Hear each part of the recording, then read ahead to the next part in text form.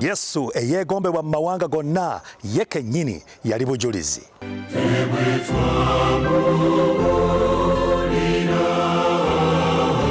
Kituyamba butajja maaso gaffe ku Yesu Kristo.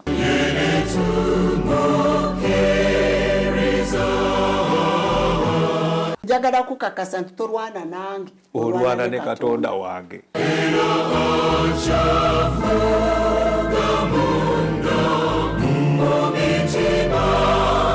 Julira Mukama ofuuke omukisa eri abalala.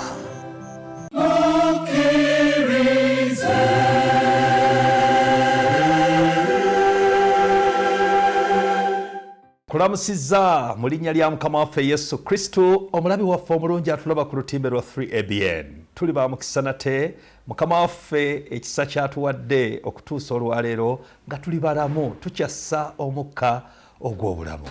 Agulumizibwe Mukama waffe Yesu Kristo oyo atukuumye, atugabiriridde mu byetaago byaffe eby'omubiri n'eby'omwoyo.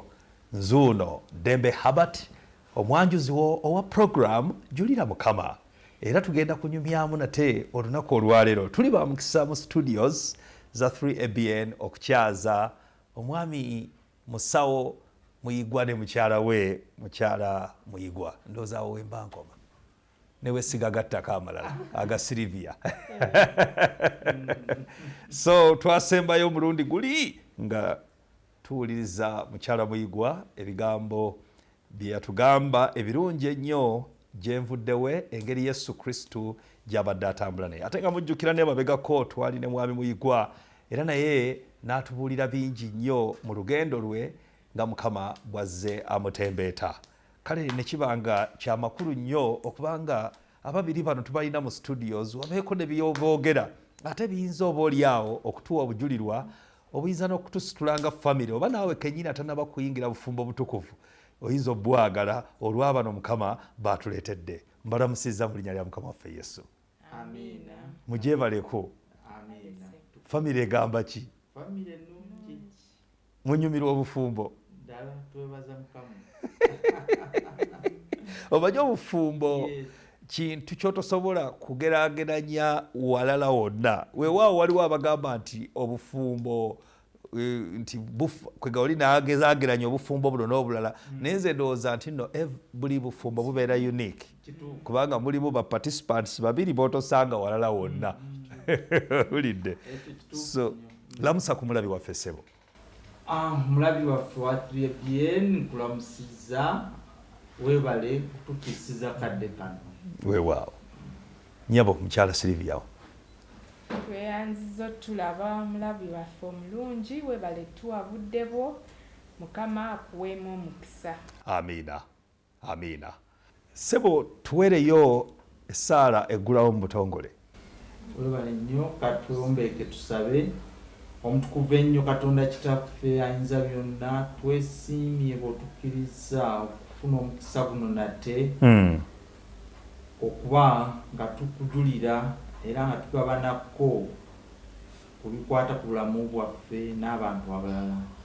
Tusaba nno bino bibe ebyokutunyweza mu kukkiriza. Omulabi waffe anywere mu kukkiriza, erinnya ligulumizibwe mu linnya ly'omwana wa Yesu Kristo Mukama waffe. Amiina. Amiina. Nga bw'eri enkola yaffe bulijjo tujja kuwumulamu katono nnyo bwe tukomawo tulyoke tutandike okulaba biki bye batusibiridde mu ntanda gye batuleetedde olwaleero. Tulyoke tulabe Mukama waffe Yesu Kristo engeri gy'akolamu mu bulamu bw'abafumbo. Agulumizibwe Mukama waffe Yesu Kristo. Eno ye program Julira Mukama katudde.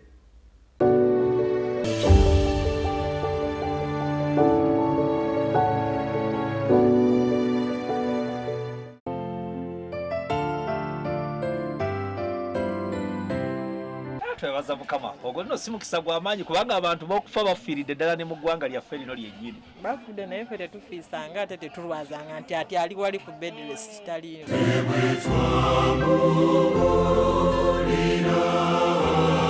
Abamu tusenga twafa dda waffe tuli bamaama nga teffe bataata.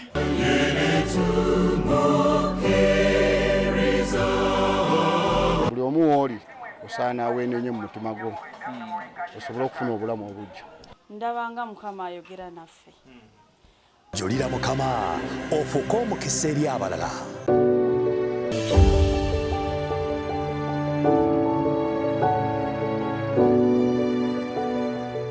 Kulikayo mu kaseera ako ak'okuwummulako oli wakati mu program Julira Mukama wano ku 3ABN TV. Njagala okutegeeza munnange eyamisinga omulundi ogwasooka nga tulaba obujulirwa obwa musawo Muyigwa ate era n'obujulirwa obwa mukyala Sylvia Muyigwa nti osobola okubwota obuliro nga ogenze ku mukutu gwaffe ogwa YouTube gwe bayita Avento Productions. Gwe teekamu Avento Production, Avento AV oba va ezana basasana 2 ENTO Productions. Butereevu ojja kuba osobola okwota obuliro obujulirwa obwo n'obujulirwa obulala bungi nnyo obw'abaami n'abakyala abalabiseeko mu studio zino okubanga bajulira Mukama waffe Yesu Kristo. Kale n'olw'ensonga eyo olwaleero omukisa guno tugulina katugende butereevu tutegeere family eno ssebo mwami Muyigwa. Ssebo mwami Muyigwa, nsaba otubuulire obuvo bwa family eno etandika etya? Weebale nnyo ssebo, weebalire ddala. Mu program ziri ezaayita nasharingako nga bwe nasinkana ne munnange ono Sylvia. Ebyo sijja kubiddamu. Naye oluvannyuma lw'ebyo byonna nga 3 omwezi gwali gwa 8 omwaka 2003. Yesebo omukyala ono yannyanjula ewaabwe gy'emyaka 19 ekintu nga mu kikubi mwakiggala ati enjogera y'abavubuka ebiro bino ate nga mukyali bavubuka kubanga nze ndaba mukyali bato nnyo. Mukama bw'atukumye n'emyaka engeri gye gidduka amangu otyo. Kaakati bw'amala okunyanjula ne wayitawo emyezi nga gijjo Desemba nga 7 mwaka gwe gumu esebo ne tugende najja Nankumbi officially ajoba n'atugatta. Omulabirizi ye yabagatta. Yes, mukwano gwaffe nnyo ye yatugatta. Amiina. Ne tutambula famire ne bagumu weera ebizibu bye twafuna mu kusooka twabyogera ku programu ziri abaana abasooka 2 nga bafiira mu kuzaala awo naye Mukama n'atuwa ezzadde oluvannyuma. Mulirina olwaleero famire y'abantu bameka eno? Famire y'abantu 5 mama taata abalenzi 2 n'omuwala omu. Okay. Mukama waffe yeebazibwe ate nga mukyali bato ndowooza ekyagazi wa famire bade ndowooza nti Simeon ye acting last born mwafundikira ne muteekako full stop temwajanguya era okusinziira embeera eya covid nedda omanyi kati twabafunangamu ab'ebiso ne mugamba waaya awannyo weewaawo toyinza kiyitiriza. Okay, Sylvia omwami omusanze otya? Omwami mulungi. Omanyi ebintu bino eby'obufumbo omulabi waffe atulaba ku ludda olwo tulina okubeera sinsiya kubanga ffe tuli bantu tetuli perfect newankubadde nga Mukama Katonda atusuubira okubeera nga tutuukirira kubanga agambye nti naye mutuukirivu naffe kitugwanidde okutuukirira mu maaso ge naye nga ekituufu kiri nti abafumbo bantu 2 waliwo omusajja eyakiri fine agamba 2 people of imperfect lips making perfect vows before a perfect God but with imperfect intentions.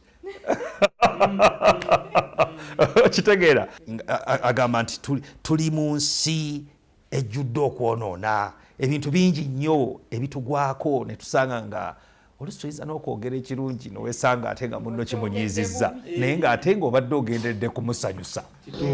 Omwami si mubi kubanga ekisookera ddala omwami namusaba Mukama by the way n'akuwa mwennyini Mukama mpa omwami atalinzija Katonda era nebaza Mukama ekyakikoze kubanga tukyali wamu emyaka 19 awuliriza gibadde 19 egy'okuwoomerwa obulamu kuseeyeeya oba gibaddemu okusomoozebwa okugezesebwa okugezesebwa naye Mukama kwatuwanguza nga tuli wamu oyinza kubanga kyendowooza nti obulamu bwonna oba bwa bufumbo oba oli wekka bubeeramu challenges kakati kiri eri ggwe kyeneebaza Mukama nti yampa omuntu alina challenges ezigumiikirizika so you just learn to okugumiikiriza ki ky'olina. Nze ndowooza ate sina wakugumiikiriza binene kuba muntu mulungi mukakamu tabogola tandabikira awuliriza otyo so ebirala byonna ne webijja ng'abantu era abali mu nsi ey'ekibi wabaawo ebijja naye nti tukyalina okwogerezeganya kyembaŋŋamba nti obufumbo tebumbeeredde bubinze amiina era ndaba n'akashayina okwekali omanyi era omuntu alina ennaku tabula biki byogumiikirizza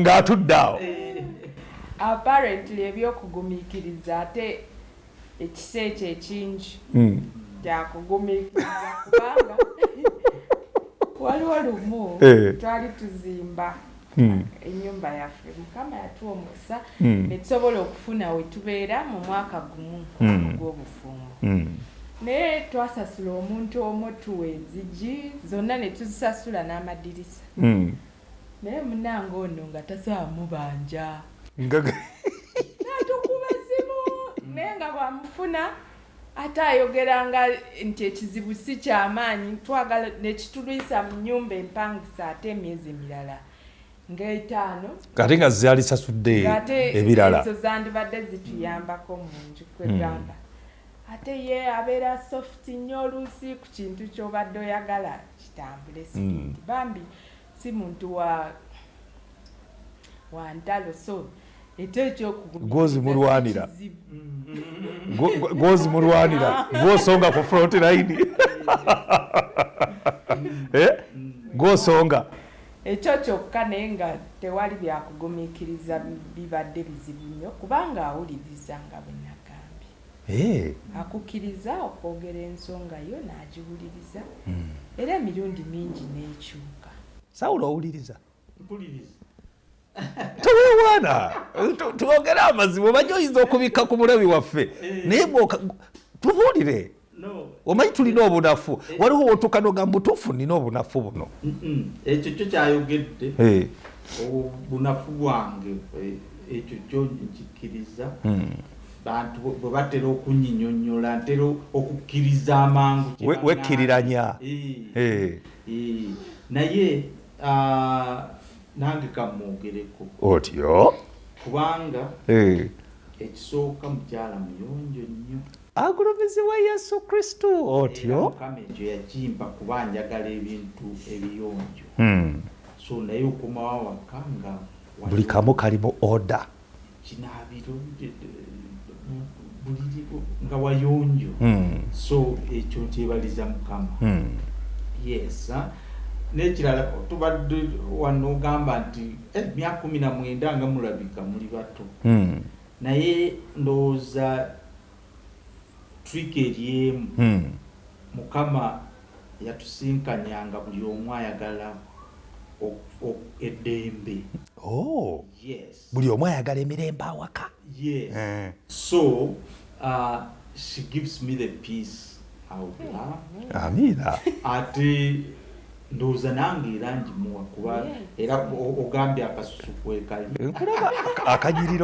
akanyiriro kwekali so nsuubira nti buli omu awa munne emirembe lyetaaga ekyo kikulu nnyo waliwo n'ekirala nti tuli open to each other teri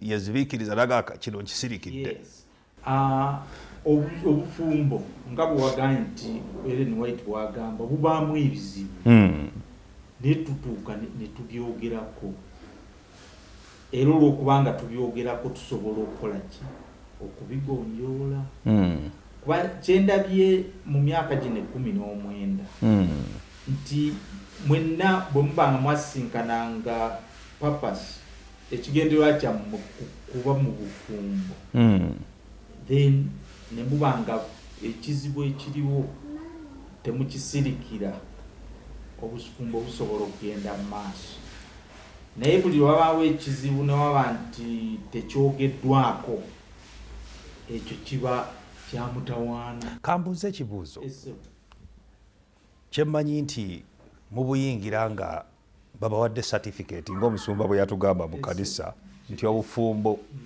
lyessomo lyokka lyotandika ne diguli n'otandika okusoma. Mbulira mu biseera bye mutambudde emyaka 19 biki byoyigidde mu bufumbo? Biki byoyize byotajja nabyo kwegamba wajja nga akuna naye kati olabanga waliwo kano. Yes, nyinza okwogera ku bintu nga bibiri. Ekisooka okuba nti osobola okugambibwa otyo naate mu myaka egyasooka kyeŋŋamba kati nga mu myaka gyendimu oli nakugamba ekintu naye n'okiwuliriza. For instance ekitegeeza bwe byatandikira nga wali kyayinza okugamba nogamba nga wali olwoyinza okulowooza nti oba kino kumalira biseera naye kati for instance waliwo olwenyambala nenvaayo mmaze okwambala nagamba etaayi eyo tegendeddeeko ate nga gwe wagyagadde kati waliwo oluusi lwogamba kanyambale nga bwenjagadde naye novaayo nagamba etaayi tekoze eki temakinze. Ffe tumanyi n'okwambala ne gye wayambadde ejjo olw'okuba yesinga okusanyusa. Oluusi era ekyankola nti ze nyambadde wiiki ejja ayinza obutazigolola nga manyi nyinza oziddamu naye kati nagamba nti otemakinze mu bulumi obungi n'oddayo n'ogikyusa naate mwatu ogenda ku mulimu ne bakugamba oli smart ogenze ku kyati nokati singa nadde nnemeddemu naye mulimu abalemera abalema nagamba leka leero nekabulesika ngende abo baluzinga ekyo nkize okuwuliriza. Kwali kwatindamu katono nnyo. Omulabi waffe omulungi atulaba ku lutimbe lwa 3ABN. Waliwo ekintu kimu mu bulamu bwange kyemmanyi nti teri muntu amanyi muntu. Kababeere balongo nga baazaalibwa wamu. Oli abeera n'endowooza ye n'omulala n'abeera n'endowooza ye. Naye Katonda atuwadde ekintu kimu okugumiikiriziganya. Tulina buli muntu okugumiikiriza munne newankubadde nga tunafuwa naye singa buli omu asobola okwendyowalinga obunafu bwa munne tusobola okutuuka ate ku birungi bye tutalaba kubanga buli muntu Mukama Katonda yamutonda mu kifaananyi kye. Ekitegeeza buli muntu alimu omukisa gwa Katonda era singa tuba tukitegedde kyendi okuyigira ku baganda bange bano n'obeera ng'osobola okugumiikiriza munno akaseera katuuka n'olaba ku birungi Katonda bye yamuteekamu ate ne guba omukisa gy'oli.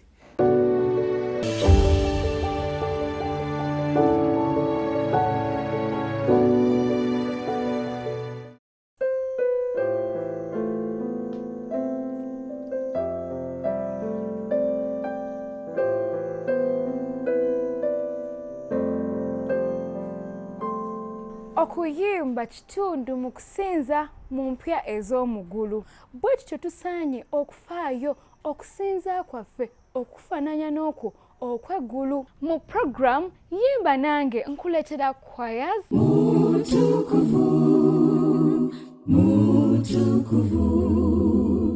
singing group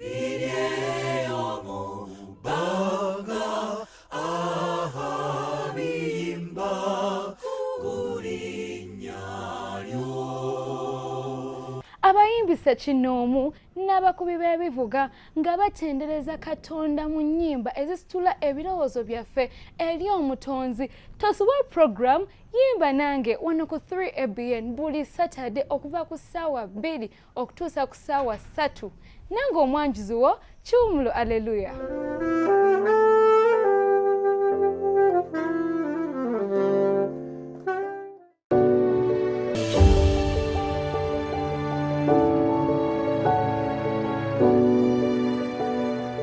Kulikayo mu kaseera ako ak'okuwumulamu oli wakati mu program Julira Mukama wano ku 3ABN TV obubaka obutajunguluddwa.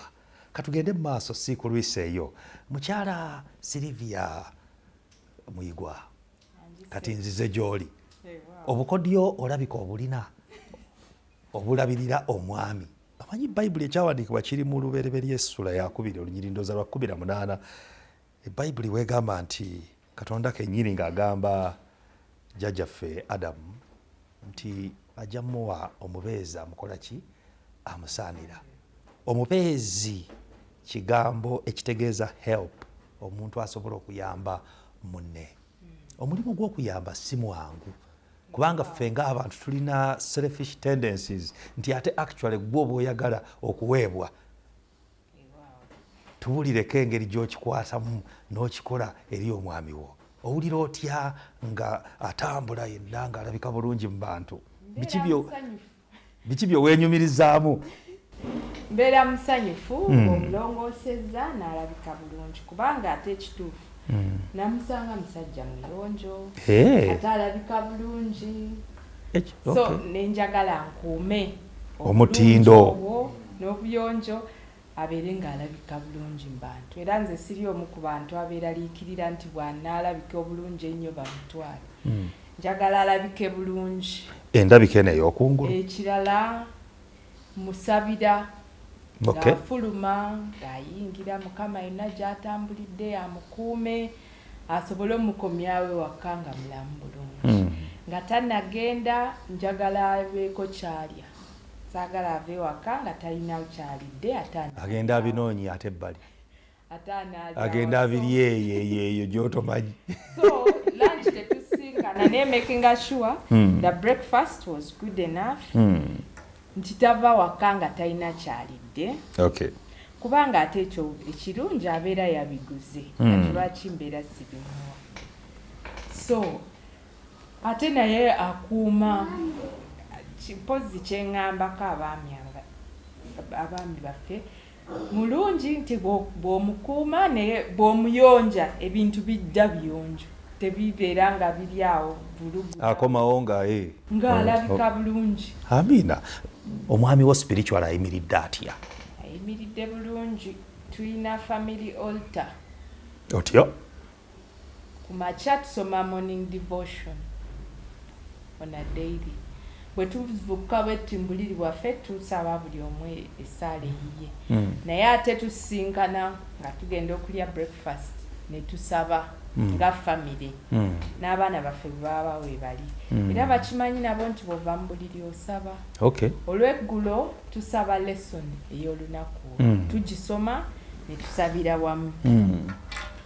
Ate era tujjukiriziganya ne baba taliiwo tweweereza devotion. Ayina devotion.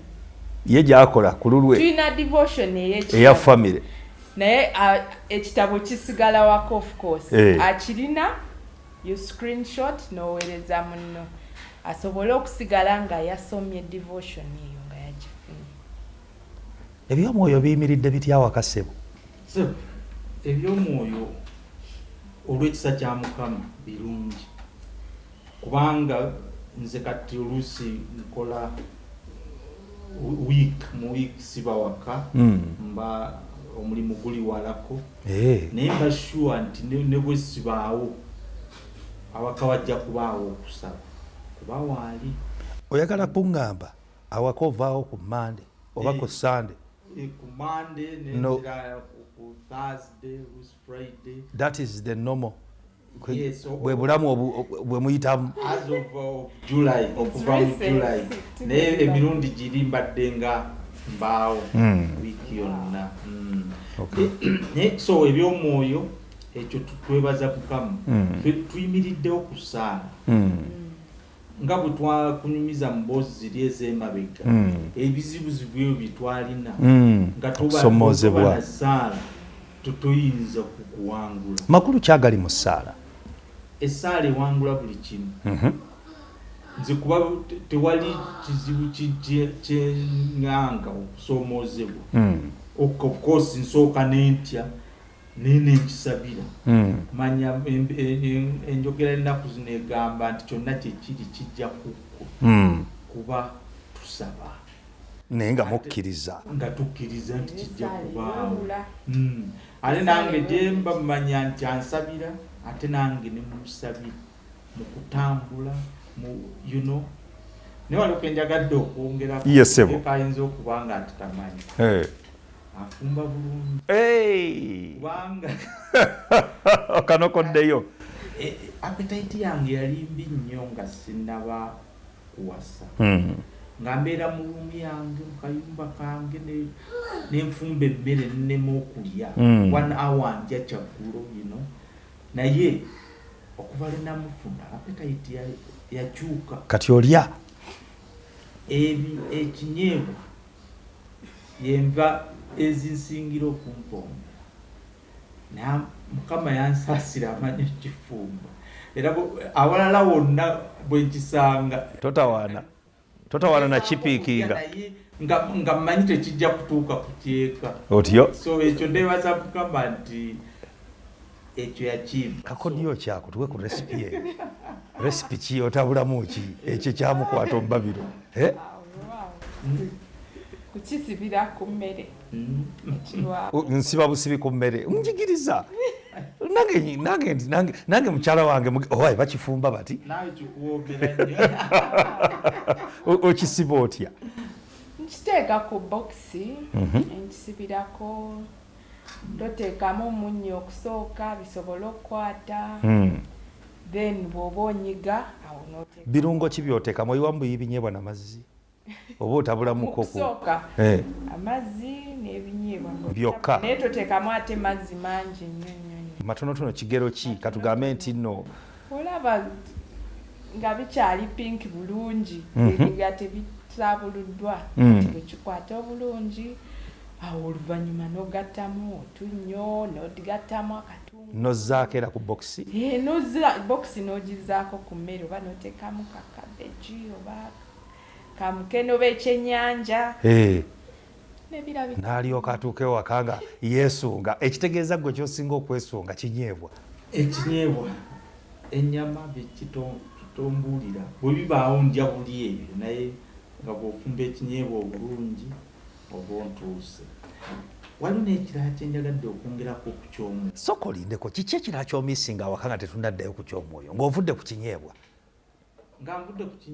Bw'obeera eyo n'ogamba naye ennaku nnya ziggwako Thursday etuuka ddi? Of course abantu bange company kuba kyemmanyi bwe nvaawo bamisinga mba ngenze ku Monday already nga bamisinga naye nange waliwo lwentuuka ng'owulira Wednesday owulira oyagala kukola ki nga yakusimayiringako mu maaso ge.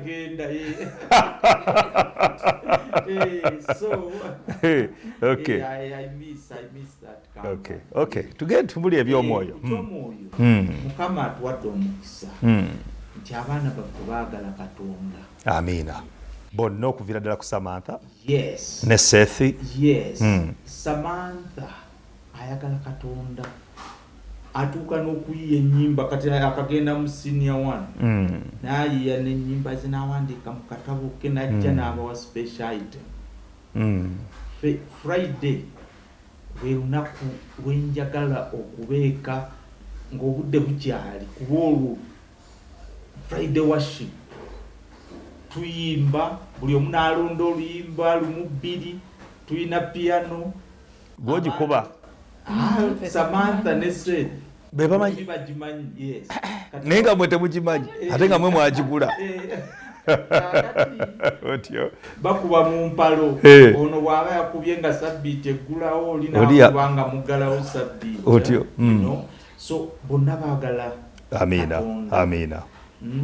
Samantha mu P7 yali mu ssomero teryali Abadvent naye ng'abeera ku lubalaza ku Sabbiiti n'asoma Bayibuli ye n'ayimba era n'ogenda kusomera akaha oyo omwana kwegamba ekyo tukyebaliza Mukama. Waliwo ebintu bye weenyumiriza mu muntu wo katugamba omwana ate buli mwana abeerako something very special. Buli mwana kati waliwo otuuka n'ogamba nti omwana ono mulaba mu kino ate Seth mulaba mu kino ono Simeoni mulaba mu kino oba mama yanaŋŋamba oba yasinga obabeera okumpi soko Samantha is a social worker ayagala nnyo abantu. Samantha ye muntu atayita ku muntu ku church ne bwaba ojja kumwerabira ye tawulira bubi ng'agamba yenze Samantha nakubuuzaako ate era ayagala nnyo abaana. She wants to be a pediatrician, doctor w'abaana. Yagamba waki doctor abaana w'okusomesa abaana ayagala nnyo okubeera mu baana. Era actually okwagala okw'abaana tulina ne project gye kwatutandisaawo ku neighborhood. Nga mugitandise ne Samantha? Ne Samantha. Mu COVID time ffena twali tusabira waka nga bwe waliwo total lockdown. Kati ffe twakeranga ku makya ku Sabbiiti ne tumala okutegeka bye tunaalya ne twambala ng'abagenda ku church. Ne tutuula mu ddiro lyaffe ne tutandika okutendereza. Naye ne tugamba lwaki tetuyita ku baneiba. Baneiba baffe twabayita okusooka tebajjira bonna tebajja naye neiba waffe n'afuna abagenyi 6 nga Badiventi naye nga baana ba mukwano gwe. Nyumba yali ebakubye ne bajja ewuwe n'abagamba bannaye bajje basinzeko ffe tweyanziza ne bajja. Neiba yali yagaana okujja ye teyajja naye abaana n'afuna abagenyi abaana 6 nga ne bagamba katugende tukyale. Otyo kati ng'abaana abo bakuba piano ng'abali nabo babeera basanyufu. Ne wabaawo neiba waffe omulala mukyala. Kambuuze kati bano abaana bwe bajja neiba yamala naye najja? Nedda tajjanga okutuusa nakati. COVID yonna paka le baavaawo ne baddayo nga neiba tazze. Teyajja naye ate era tuweebaliza Mukama kubanga neiba waffe oyo batuyita nti tubasabire oba biki. They believe in our God is good. Okay. Naye kati abaana nga baweereza ne tufuna ne neiba omulala ye mukyala mukulu najja n'asaba naffe. N'agamba neegomba abaana abo engeri gye babikula Bible speed, engeri gye bakuba piano naye abange sisobola baleeta kubanga tebatuula wamu.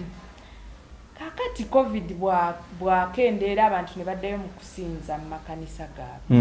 Ne tugamba ne ŋŋamba nevere bagamba abaana tebasobola kujja wano. Ate mukwano gwange lwaki nze sigende kamubuuza oba nsobola okugenda mbasomeseze ewaka ewaabwe oba ewuwe. N'agamba banne neyanza thank you very much. Ate she's a landlady. Otyo. So mu kikomera mulimu abaana abalala ne tutandika Sunday school y'abaana 8. Sabbath school mugendayo ku Sunday. Ku Sabbiiti naffe tubeera tugenze. Okay, mbadde ndowooza wagendangayo ku Sabbiiti ogendayo ku Sunday. Tusinza nabo tuyimba ennyimba z'abaana. Actually ne Simeon baby waffe naye missionary ayagala nnyo Katonda kati abeera agamba tugende mu mission tugiyita mission. Kati mission mugiteese mu family. Samantha yagikulira oba gwe ogikulira? Samantha twamutwalangayo kuba piano. Okay. Nze nsomesa Bible. Otyo. Then Sebastian yatujjukiza obuyimba obuli mu baana abato. Okay. Church. Yeyo mission. Ye mission. Ani agikulira?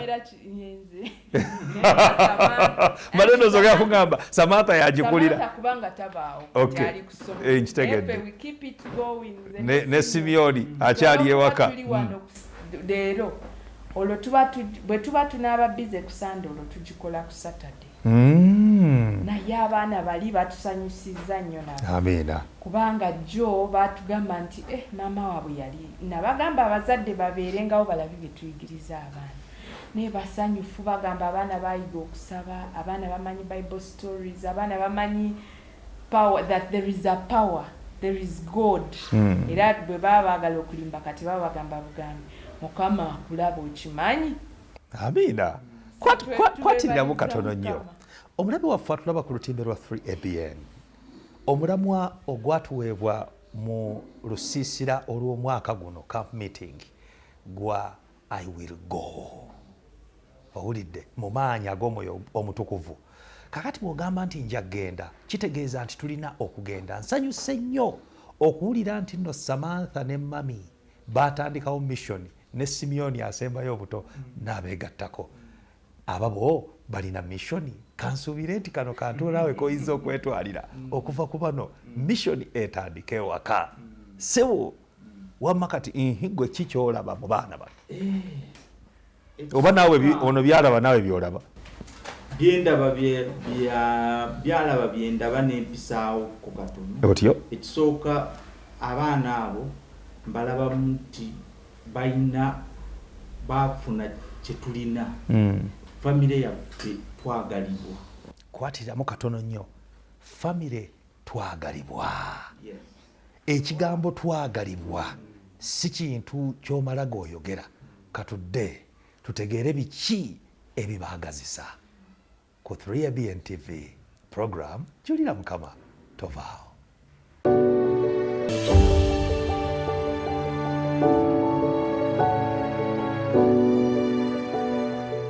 Ku 3ABN TV kkiriza gonda. Katonda atuyisa mu mbeera zonna zetuyitamu tusobole okukula. Mwe tuyigira okwesiga Katonda. Naye Mukama yatulekera okwesalirangawo. Obutagenda mugulu kusalawo. Emirembe, essanyu wakati mu nsisinkano ne Mukama bw'oba onaava mu kubeera supplanter obeere Israel the blessed. Tetuteeka kubifuna nga tuyita ate mu kumenya biragiro binamateeka. Tuyiga okubanguka mu byawandiikibwa. Gamba ng'okutukuza Sabbiiti ng'etteeka bwe riri. Okwagala abatayagalika wasatu paka ssaawa 4 ng'eddiddwamu ku Sabbiiti enkya. Nange Yonasaani Matovu munnagomba. Lesson week eno katuyigire ku bigere bya Kristo.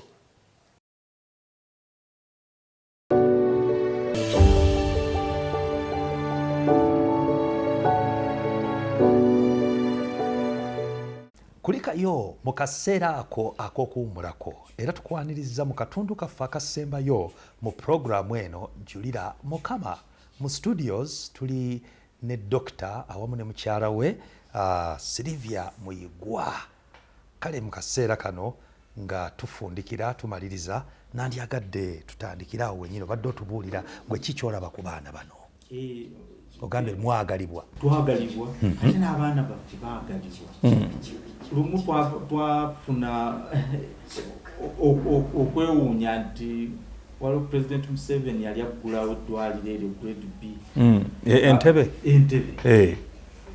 Naye abantu ne balonda Samantha okuba nti ye yamukwasa ekimuli. Amiina.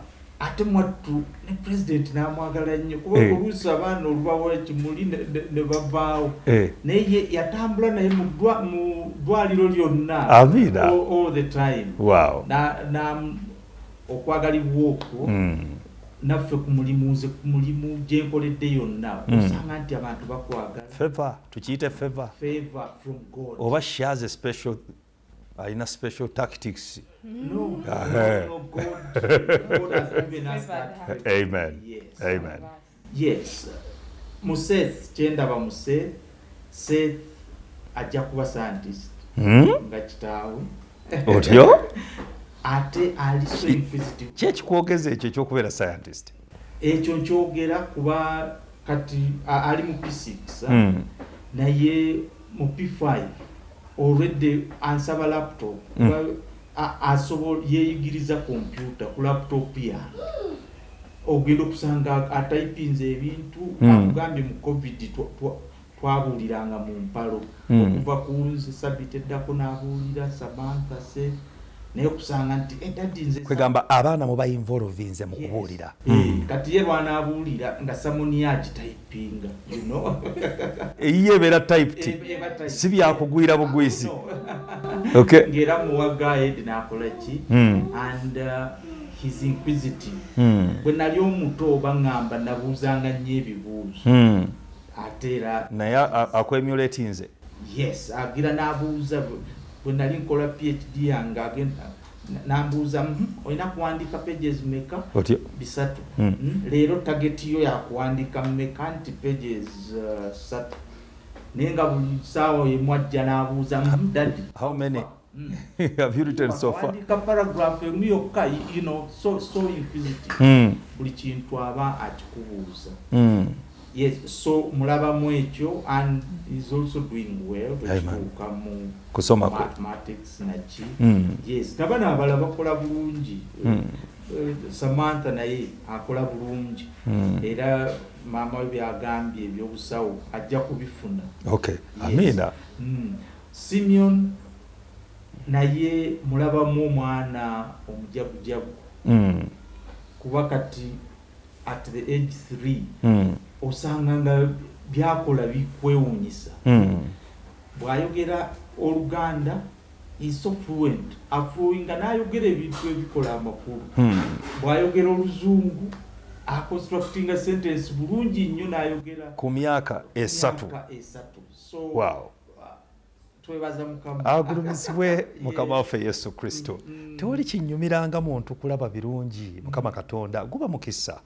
Omukisa Katonda gwakuwadde mu famire yo. Omanyi nabadde ngezaako okusojja kunyiga nsobole okunoonyaayo kogamba mbutuufu kano kabi. Naye ngenza okulaba nga byonna byogera birungi ate era nga batugamba nti let's pick the roses. Tusobole okuba nga tugenda mu maaso. Kale kinsanyusizza nnyo okuba nti famire ejjudde essanyu eryenkanidde awo. Tell us about the experience with Jesus. Yesu Kristo kiki mumulabye abayambyeko mu famire eno? Abakoledde waliwo obujulirwa? Weewaawo Yesu bingi abikoze. Sooka yatuwanguzisa ebyali bitulemeredde ne tufuna ku baana abalamu. Ate ekirala kyetwebaza Mukama, nze kyeneebaza Mukama ng'omuntu nti bantu bajja baneiba baffe batuyita nti nno tubasabire. Amina. Nze ekyo nkirabamu omukisa, kiba kitegeeza okugambye Katonda wange omusuubira okukola. Ekitegeeza okkiriza aba oli awo balaba nti atukolera nabo ne basaba bayambibweko. Nange ankolera. Amina. Ekyo nkyebaliza Mukama. Ne neebaza Mukama nti atuwadde omukisa ate n'okuweereza mu kkanisa. Ne tubeera nga tuli baweereza mu kkanisa, omwami mukadde wa Jacob family, nange ndi women leader. Amina. N'ebirala bingi neebaza Mukama nti atuwadde okumujulira ebirungi bye yatukolera. Mpozi emabegakaawo we twalina ebizibu by'okubanga tetulina baana n'okwagalibwa omwami kwe yagambye abantu bangi bambi baatukyalira. Baneiba baffe ne batukogamba aba Seventh Day bantu balungi kubanga balondoola bannaabwe kwaya zajjanga ne zitulaba ne ziyimba abantu ab'enjawulo. Amina. Ne tubagamba it's free entry namwanyirizibwa nti ate bannange nze ndi mubi. Ne tugamba abo Yesu be yajja okulongoosa. Weewaawo. Abalina ebibi ffe tugende wa Yesu ye n'atunaaza. Ekyawandiikibwa kiri mu Bagalatiya ndowooza n'ebeera ssula ya 6 oba Lugero 2 wagamba nti muwaniriraganenga emigugu gyammwe mwekka na mwekka. Omulabi waffe atulaba ku lutimbe lwa 3ABN. Bwe tubeera abakristaayo kitugwanidde naddala bannaffe nga balina okusomoozebwa okubakyalirako ne tusabira wamu ffenna ne twegayirira Mukama waffe Yesu Kristo yeeyoleke mu masekkati g'abantu abo. Era kikolera ddala. Nkirabye nange nkirabyeko nga kikola. So mumulabye Yesu Kristo ng'akola. Otyo tuweeyo ku bujulirwa obulaga nti no ddala Mukama Katonda mu butuufu yaliwo ku mulundi guno. Ng'akyabuloozaako emirundi ng'ebiri oluggi nga lubadde teruli luggale eka.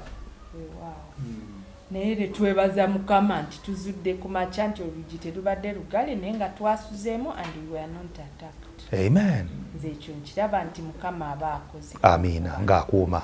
Akuuma. Mukama akuuma. Then Mukama atusobozesezza okuyita ku abangambe ntya tetulina bukuubagano n'abaliraanwa abaffe. Amina. Amina. Mukama atusobozesezza okubeera mu kifo ekyo bulungi. Ne bwe wabangawo obukuubagano bw'oliawo oli bwe yanditandise mukama atusobozesezza obugunjoola mu mirembe nekiba nga tekibeerawo friction mu mirembe kubanga baliraanwa baffe bonna sayidi ne sayidi basobola bakola ebisoomooza naye ate biweddewo ne tusigala nga muli ba mukwano agulumizibwe Yesu Kristo. Kyembadde ngenda okwogerako ekyo nti waliwo ekijja naye n'ogamba naye ffe ng'abakristaayo tuba tulina okubuulira abantu bane enjiri naate bwe tunaasowaga tunamuyita tutya enkya nti jangu tukubuulire Yesu ng'ate ffe amavivi gano njagala kutegeeza gega bakubye emitima ogigonza n'ogamba mukama ono nga kyakoze kinyiiza nnyo n'ogenda okugira nga mukigonjodde nga musigadde mulina good neighborhood nga ne bombayita nti bajje ku church nga basobola okujja amiina so mukama n'ekirala tuli basomesa mwembi yes okay naye mukama atukolera ebintu byaffe otyo ne twebuuza n'engeri gye tusobodde okubikolamu naye nga atuwadde omukisa okuba nti obusente obutono obujja ate abuzimbulukusa amiina ne tukola ebintu oli n'atuuka awakanaga naye mmwe muli basomesa esebo naye n'akusobozesa okukola kino multitasker kola ebintu bingi olwesomesaako nagenda nga aluwe okusomesa mu university over the weekend ate wano Monday to Friday nkola egya gavumenti naye nga byonna mukama nokola consultancy ogenze Sudan nga kisa kya mukama tetuyinza kukyewaanira muffe tulina omulamwa ogutuweereddwa I will go in the power of the Holy Ghost. Oyo nno kaweefube era buli famire eyitiddwa okubeera nga yeetaba mu kaweefube oyo okubanga babaako ettaffaali lye bateeka ku bwakabaka bwa Katonda. Nteekateeka ki gye mulina mu famire okubeera nga mwetaba mulamu ogwo? Omulamu ogwo tusaba nnyo mukama atukozese okukozesa byatuwadde okuleeta abantu gyali. Kuva ku COVID ono eyajja naye before COVID nga twe tuba tusimbula emmotoka awaka tusaba nti mukama emmotoka eno ebe ya mukisa eri omuntu omulala era tutuwa obujulirwa nti waliwo abantu ababatizibwa nga bayita mu kubawa lift. Amiina nga mmwe mubawaddeko buwi lift ng'okugira omuntu amupiiki nga namulanda awo twasaba okuva waka nti mukama tuweeyo emmotoka bwe mba njijja mu garage. That's the prayer. Amen. Mba simanyi muntu kibwe naatwala. Amiina.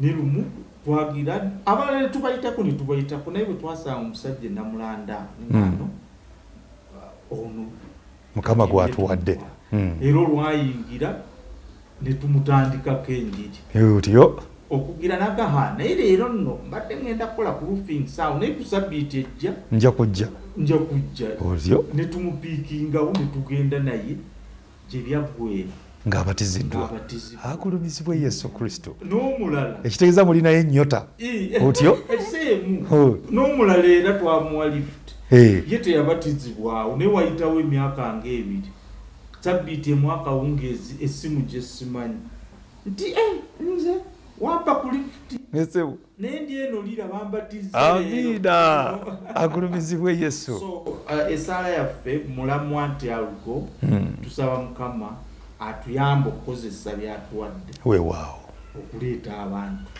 gyali n'ekigendererwa kyaffe mu mission field eri gye twagambye y'abaana abato okuzimba abaana abakutya mukama. Amiina. Kubanga abaalinga tebasaba ne mu ddiini zaabwe so but at least they look forward to this Bible class. Ofunayo olunaku n'obeegattako. Mbadde sinabeegattako. Olowooza toludde nnyo. Bwe bagenda ayiwisire